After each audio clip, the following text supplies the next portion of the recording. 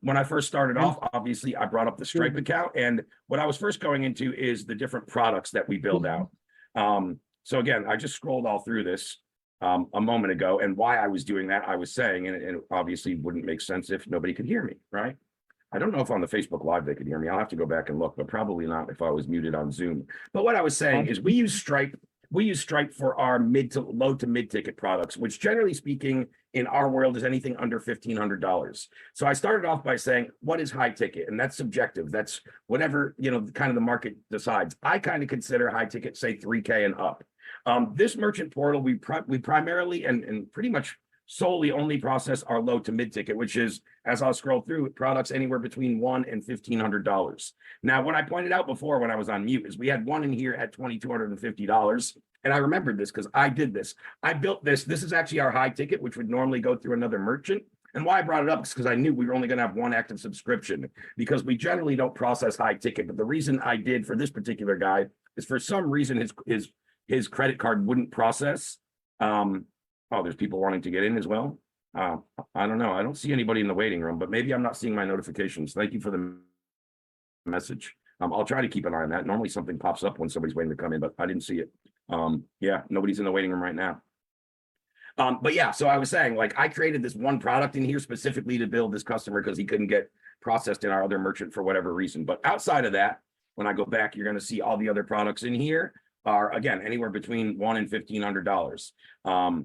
And you'll see like our PDOCS Black Friday special that we threw out for $7. You'll see our PDOCS, what used to be our high ticket program, and now we've revamped, updated, and it's actually more effective, and we've lowered the price substantially to put it on more of a more affordable weekly membership, and that opens it up to a lot more of the market. So those are some of the things I was covering. Then I went back into our home screen and I showed you guys the revenue there. I don't need to cover that again. Whether you could hear me or not, you can see the numbers on the screen. We're all live and accurate. So let me just dive back to where I was. Okay, so now we want to get into, what goes into building out these other offers and how can I do that? And what I was saying is, whether you are a high ticket service provider, any nature, I don't care if you're a fitness coach, a business coach, an agency, a consultant. Let's just say, for instance, you're a high ticket service provider and you're charging 5K, right? So number one, we're already alienating or ostracizing a certain part of the market, because as much as we think everybody can afford our stuff, when it comes to high ticket, we all are being a little dishonest with ourselves if we really truly think that everybody can afford our 5K package, because not everybody can. So now you're already ostracizing a certain part of the market. The next thing I like to go and think about when I'm starting to build out other offers to build out my value ladder or my ascension model is I always start off with the who. Who am I creating this offer for? So number one, I'm creating this offer to reach, generally speaking, a lower sophistication level or a more newcomer to the industry than somebody that's ready for the high ticket program. I like my high ticket clients to be a little more sophisticated, to have maybe already tried another program, to have tried to figure it out for themselves and gone through the trial and error of months of marketing and not seeing results. But they already have a good understanding of their market, their industry, their deliverables, and they just need somebody to help them wrap them up together and figure out how to market it and get it in front of people and get conversations.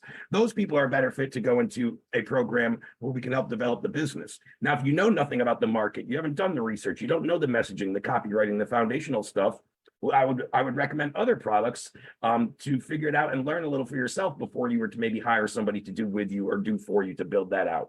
So these are some of the things I start to think about right off the bat. This is what we call our TMS avatar exercise. And when we're doing this, generally speaking, your prospect is going to have any two of these three things, but not the third one. And you guys, I can make all kinds of examples. But number one, and this is normally for, especially for agencies or anybody that has a done for you offer, generally speaking, that client will have some money to spend. They have a little sophistication. They understand the problem or the solution, but they just don't have the time to do it, right? So they just want to pay somebody to do it because they don't have the time. Now, when that's the big glaring hole, a done for you offer is what's going to suit them the best. Now you may have clients that have a little bit of money to spend. They have the time to put into it, but not the sophistication, right? This would be more of a business owner trying to grow it themselves rather than a business owner already in the business, wearing a lot of hats and looking to delegate and doesn't have the time to do everything.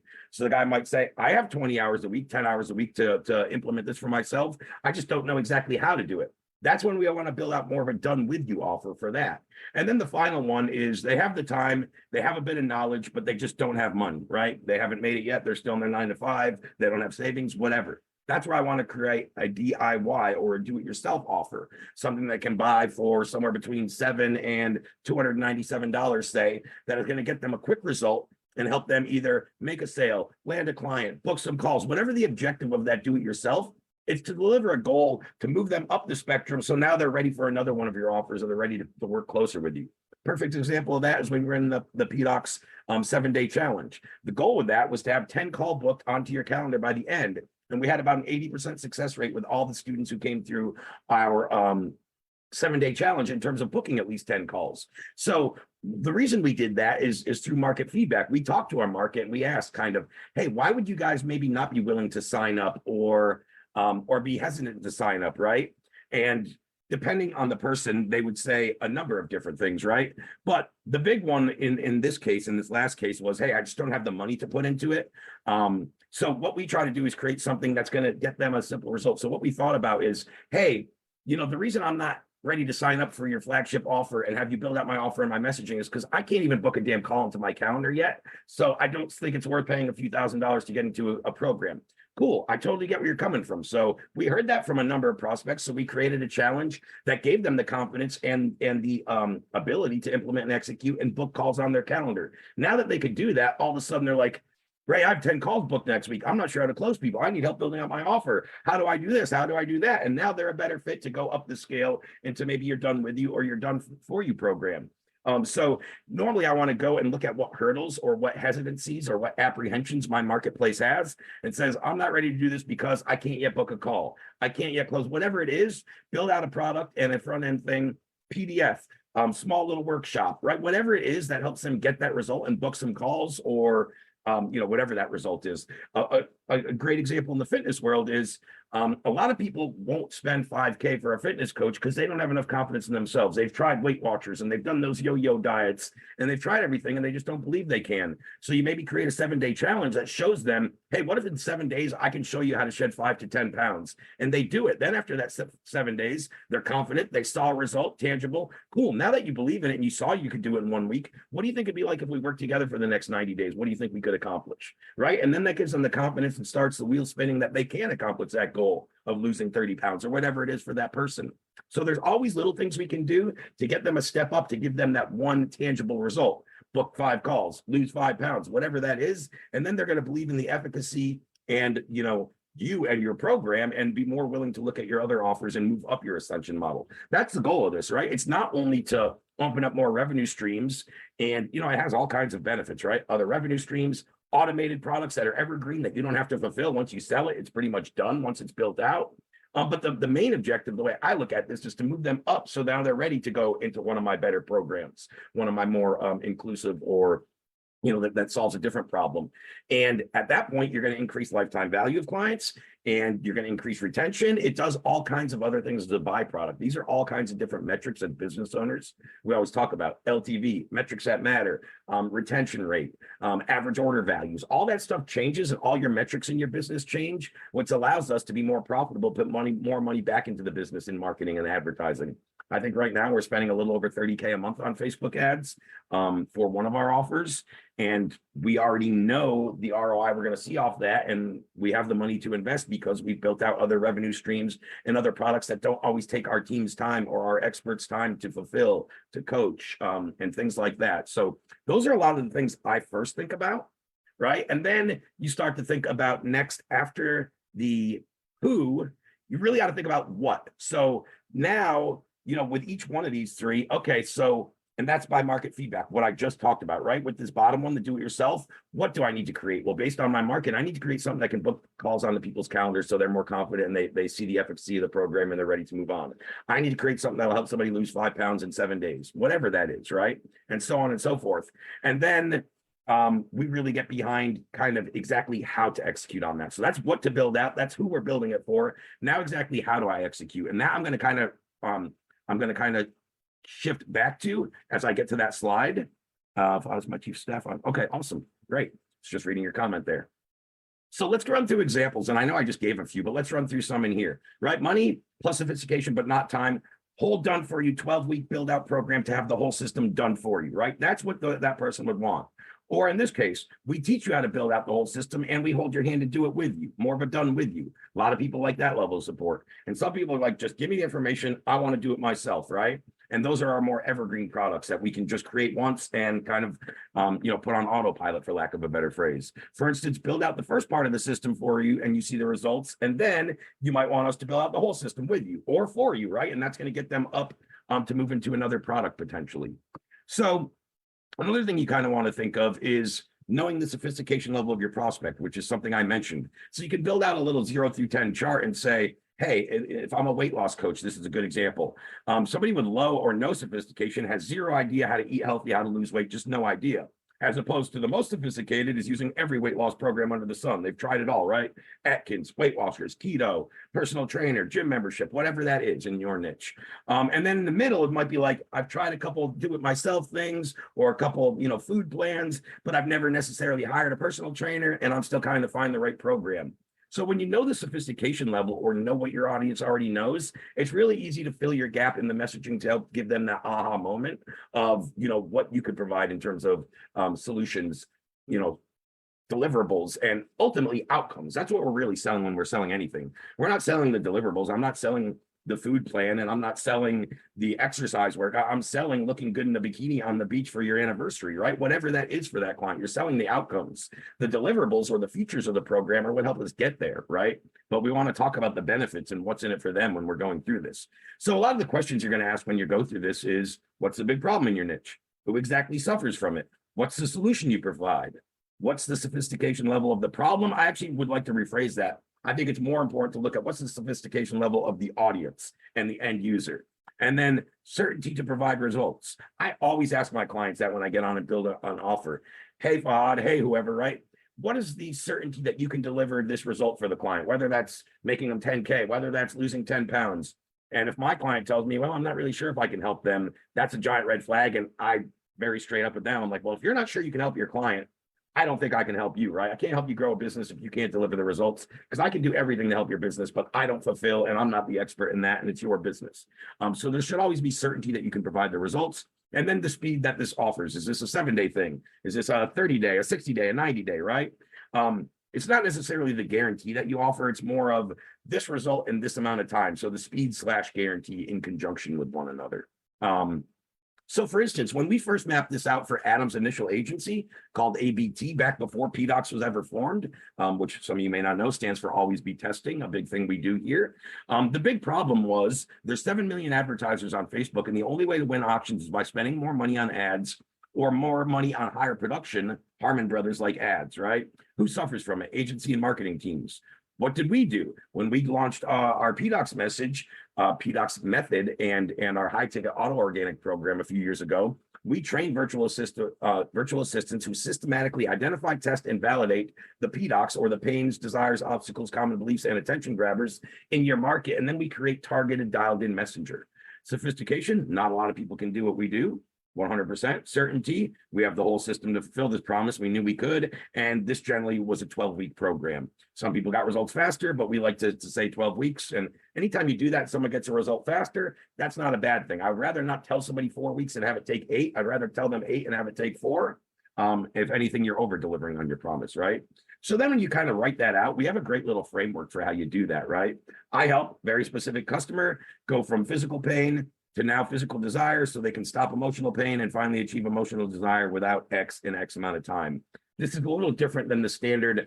I help lawyers get more cases without selling their firstborn child, right? Or whatever, right? You see like some of these weird little offers. This one's very specific. So you can say, I help overweight dads go from ashamed to looking in the mirror to now flexing in front of everybody so they can stop crying at night and finally achieve that beach body without hiring an expensive personal trainer in under 12 weeks. So that was just off the top of my head really quickly. Obviously, if you know your niche, I'm not a physical fitness guy whatsoever, but you guys get the point there. It's really, this is what highlights in on the different outcomes, right? Ashamed to look in the mirror to having a beach body or whatever, and yada, yada, yada. We're talking about the outcome and the transformation within the product.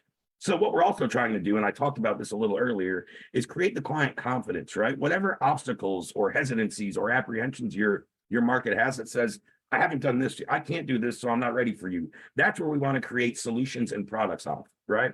So to complete our offer, we identify the obstacles. What are the 4 biggest obstacles your customer must overcome to solve the problem? Overcoming each obstacle increases their confidence. So we have a kind of offer building worksheet that I map out, which has very specifically, that's one of the questions. Tell me the 4 biggest obstacles that your client or customer faces in order to achieve said result, or why they think they can't do it. And pretty much everybody always is way off on these. These usually come back to very simple things. What are the biggest obstacles? In many cases, it's I don't have the knowledge or the education. I don't have the time. I don't have the money. It's not, don't overthink this. Don't think the biggest obstacle when my client can't lose weight is because they've tried every diet under the sun. Like, that's not really the reason why. The reason why is they don't have the knowledge to stay consistent with a plan that they know works for their particular body's type, right? So that would be the biggest problem there. So you always want to kind of look at what are the obstacles, and they usually come down to money, time, sophistication again, but you would kind of phrase it a little differently as being an obstacle, right? So, that's kind of what I want to cover there for this segment. And then again, when we go into the how do we build those out, one thing I want to bring up and share, and I know I brought it up, but I have so many things. So just give me 1 minute. Offer pillars. So there we go. So one thing you can also do, this is an offer I helped build out for one of my recent done for you clients in PDOCS. Next level marketing. You can see it's a $60K a year offer. And then within there, we have the pillars or the deliverables, right? So in this particular offer, we have 4 pillars with approximately 4, 7, 11, 15 overall deliverables. So 4 total pillars, and then with the subcomponents or the the topics within each, we have about a total of 15 deliverables or so within the offer. So what you can do a lot of times, this is his full done for you back end kind of flagship offer, but we could build out all kinds of other products. You could just build out a pillar 1 product. You could just build out individual things, maybe just a product on blueprinting the vision of your business so it can come to fruition. That might be a $7 PDF that gets them to actually believe in having a vision for their business so they can move on to the next thing of, setting their goals, meeting expectations, building in the strategy.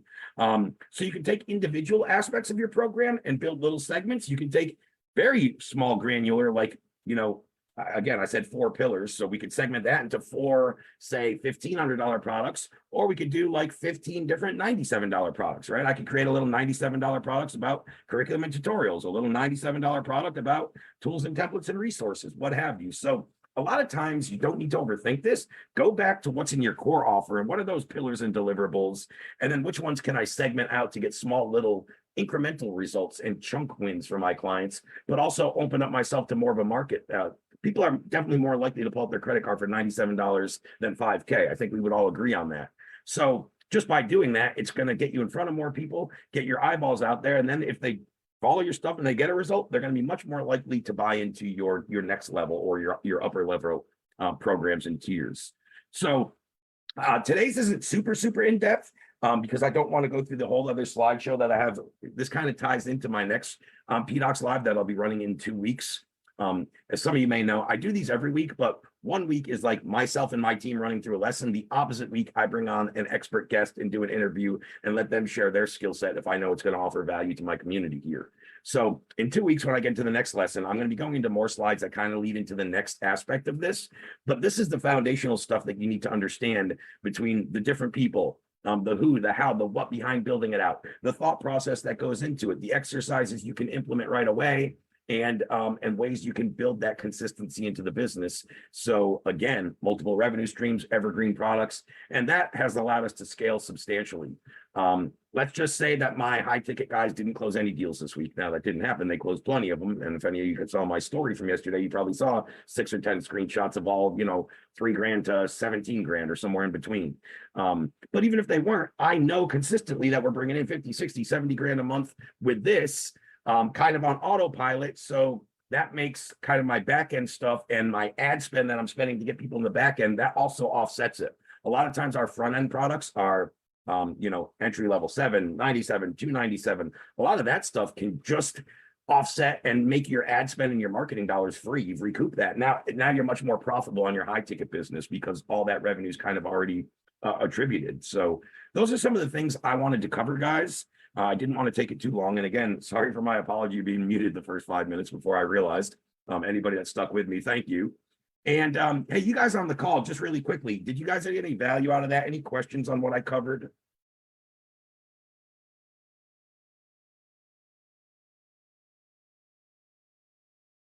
I know you guys are both muted. Maybe you stepped away.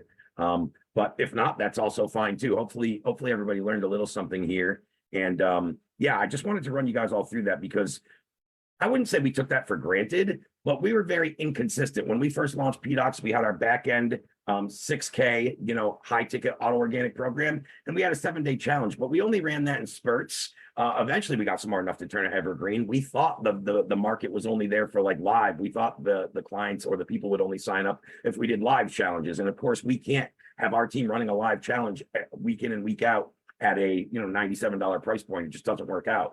So what we started to do initially is pump up those live challenges to quarterly, and then we would record all the content and resell it in an evergreen fashion at a little discounted price. But there would be new information each quarter because certain things change with our strategy. New students come in, new questions, new curriculum. So each, say, 3 to 4 months, we would have a new challenge to release, and it would always be updated with new curriculum, new testimonials, new content, and new questions from new students, which kept it fresh, right? Rather than just, if I record something once, like how long can you sell it before somebody's like, well, that screenshot's from 2 years ago. Like, is this even still working? So we have to be updating our curriculum as well. And that's a good way to do it. Get some revenue and get people in to pay you live, and then chop that all up and turn it into a segmented course in your Kajabi, your ClickFunnels, whatever software you're using, and then just launch and sell it evergreen from there. And now with Audience Lab, what we really did, the last thing I'll cover in screen share before I hop off, just because I think this might be helpful. What we did kind of with Audience Lab is, that's our new done for you offer that hasn't even gone out to most people. Most people haven't even seen what's on this sheet yet. I'll have to reveal this one sometime soon. Where was I? Oh, it was this one, right?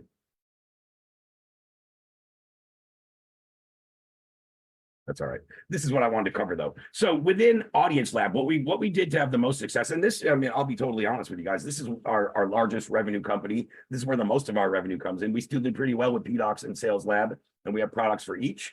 But what we really focused on is for about 6 or 8 months, we were primarily just selling high ticket programs in Audience Lab. And we did that very specifically. We wanted to work with large brands and agencies, build out proof of concept, strengths on the platform. There was a number of reasons. And we were very hands-on with the customers. The one problem is when you create only low to mid ticket and evergreen products is you're not constantly getting that market feedback and engaging with the market the way you would be in a done with you or a done for you program. So we were selling this high ticket for the people that knew, probably going back a little over 3 months ago, you could only get into an Audience Lab program as an agency with the ability to white label this and offer the results to your clients for price points of between 17 and 30 grand. Now, at that time, you had access to all the features in the platform, almost unlimited access to the data, everything you would need to grow your own data company. What we gave those clients is like, we license our case studies, our assets, our pitch decks, our template emails. What we've done over the last 18 months to grow an 8-figure data company, we've templated and put into a formula to help give our agencies more support. The better they do with their data business and the more people they bring into their platform, the more our company's going to grow, both by twofold. I always look at this, and I think the second one might even be more important, but A, obvious, more people on our platform, more users, we're going to grow. B, it's keeping people away from our competition and some of the subpar data companies. So I think the clients are going to get a better result, and I'm also getting more market share and keeping people away from the competition. So again, these, what I've highlighted is kind of the key deliverables or features within the Audience Lab data as a service offer and our platform. But what we started to get asked by people is, hey, can I just get access to your B2B feed and your enrichment feature? Those are the only 2 things I need. Hey, can I just get access to your B2C feed and your keyword planner? That's all I need. So once we start to get asked and questions about all this, or hey, I just want to buy a pixel a la carte. I don't want the whole program. I just want 1 pixel for 1 site for a very specific reason. So we mapped out all kinds of a la carte programs. You can get 2 of these from us now for either $9.97 a month or $1,500 a month.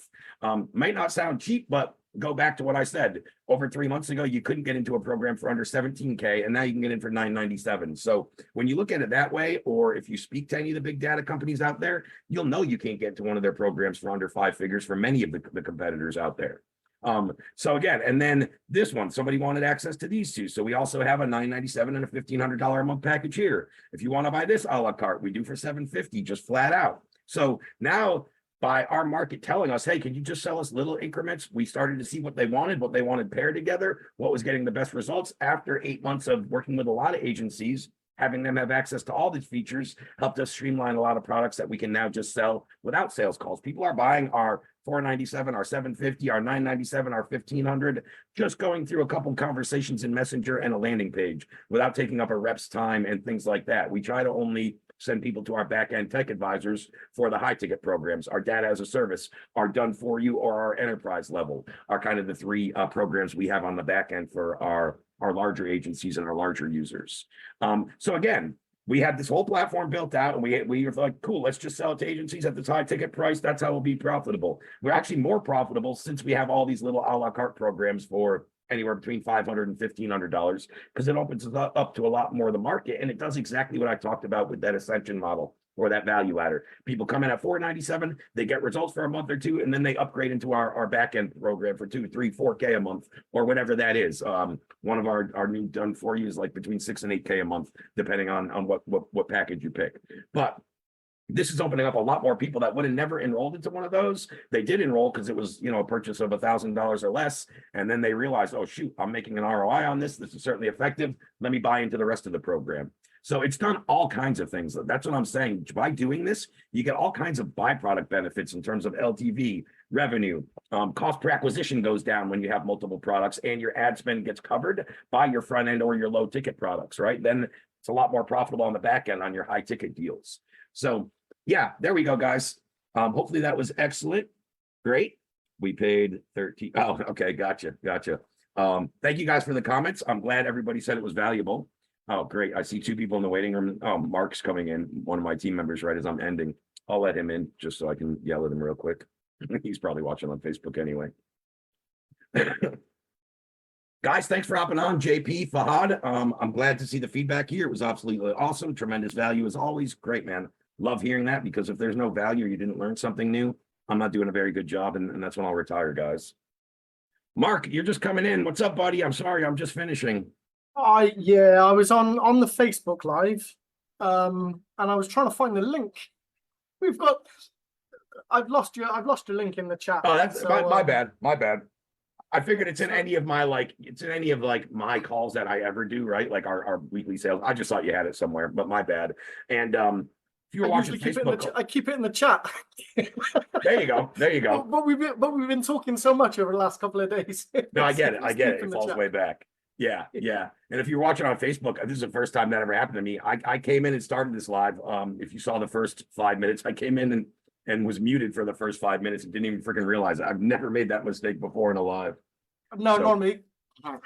Probably half the people tuned out. It happens to me every week. Great. Cool. And you can type that in the chat really quick, JP, or you could DM me on Facebook. You said you had a private question, so I'm guessing you don't want to speak here on the live. Yeah, didn't I send you my booking link? I'm pretty sure I sent it to you, but I'll double check. Let's catch up in the messenger thread outside of here. Okay, great. Okay, guys. Mark, thank you for joining, even though you're right as I was ending. I think it was a pretty good presentation. The feedback from the couple people who attended liked it. So that's what we're all about, man. I'll catch you soon, Mark. Yeah, cheers in a bit. Cheers, mate. Bye-bye. Thanks, everybody.